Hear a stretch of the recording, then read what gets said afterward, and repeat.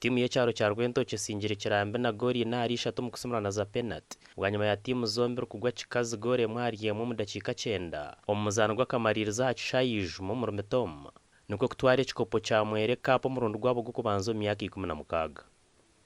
abasingire bahirwente bwoya hamwe n'ekikopo rugogome bakwasibwe Gerard Njuneki rera bakabero batware mbuzi kandi bamwesije mwero mutebekanisa hagire minyeto korese mizano kwetantare mizemebi abani manya ngubuto ntuzanaje mpira twagiza ndo madini twagiza ndo mu nganda konka twagiza nabo kugira ngo mpira nuguretera twena twagamba urume rumwe echinko musimira tournament ejine bageta mwere cup ijumo Christmas cup mwere cup okay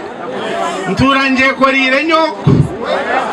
arumwa abantu bacha babiremba supporting anka engineer Dennis kureba ngo mpiro muri jumo gwagumamo abantu bayimba tuware mbufi konka twehiriyo na mani na munonga na bagenzi bita ba RC batwira ko byaro byo ndi kwitine na infu yanje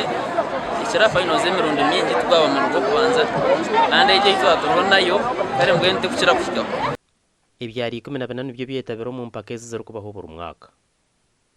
agando ku rugomero Rumetoma empaka za Kahonda Cup zisingirwe gombora ya mayange singire yakabara na gori itanari no mu kusumurana za penalty niko kwangureza abasigazi kandi omuzabakazi nyakizinge tire mayanga na gore mwarubusha kandi abasingire bahirwe bakopo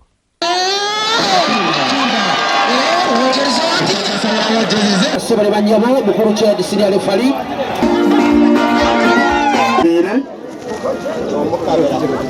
kwa tampora boaz na rugakari kwa tampora zire politics kandi nagitandukanye n'ebigenderwa abwa iminyeto yitu ya Mitomo abo kubanka gitandika Mitomo district yona kiri constituency emwe ekigenderwa cyo kubanza